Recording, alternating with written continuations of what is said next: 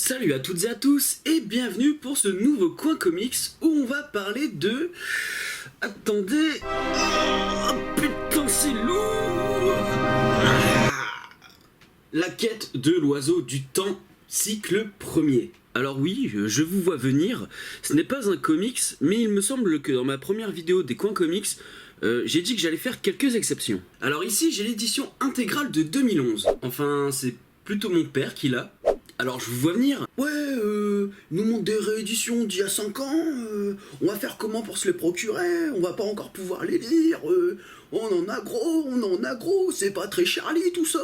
Eh bien non, sachez qu'il y a eu une réédition en novembre ou décembre 2015, donc facilement accessible, à moins que vous soyez à la dèche de thunes. J'ai pas d'argent, j'ai pas les reins pour m'acheter ça. Oh putain, tu m'as énervé, faut que je mette tes choses. Allez, c'est parti pour la présentation.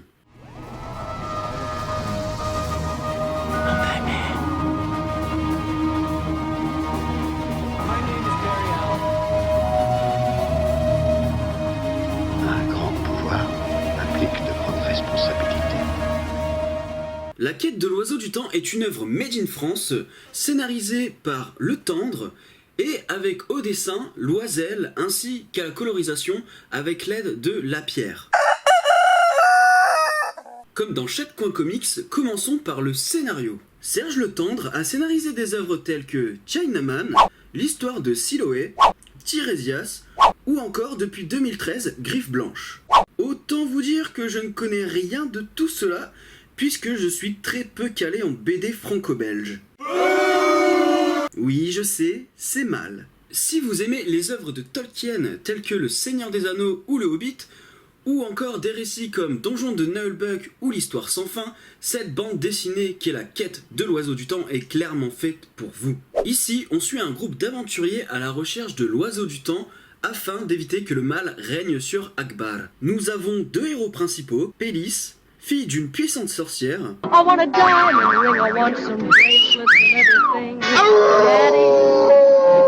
et le vieux chevalier Bragon, qui connaît très bien la mère de Pélis, qui est Mara, et qui, après plusieurs années paisibles de retraite, doit repartir à l'aventure. Les personnages sont plutôt intéressants, et le cas de Pélis est assez étrange, puisqu'elle est courageuse, naïve, et qu'en plus de ça, il y a vraiment un côté coquin qui laisse certaines situations assez comiques. Car oui, il y a pas mal de pervers dans cette BD. D'ailleurs, c'est pour la vulgarité de certains personnages et les allusions sexuelles que je vous parlais précédemment de Donjon de Nullbuck. Et ça se ressent aussi dans les dialogues, puisque nous avons un langage soutenu avec des insultes telles que « vil coquin », et à côté, on a un langage plutôt « oh putain ce cul !» Mais fait assez troublant, parfois on peut avoir deux discussions sur la même planche. Dans la même case, on retrouve deux personnages qui parlent d'un élément et deux autres personnages qui parlent d'un autre élément. Et ça, je peux dire que c'est assez rare. Sinon, on a aussi un univers riche, des espèces différentes et des lieux opposés tels que des forêts, des grottes ou des déserts.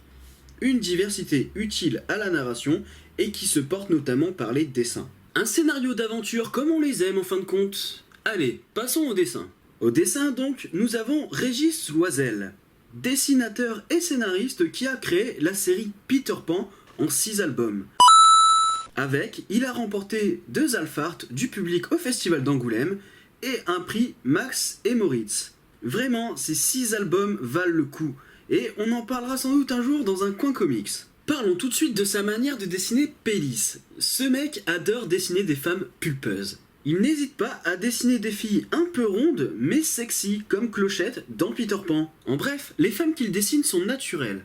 Si on prend l'exemple des comics américains, on a souvent l'impression que les grosses poitrines sont complètement siliconées, alors que chez Loisel, vraiment, on a l'impression que cette poitrine est naturelle. Oui, il n'y a pas que certains personnages de cette BD qui sont obsédés.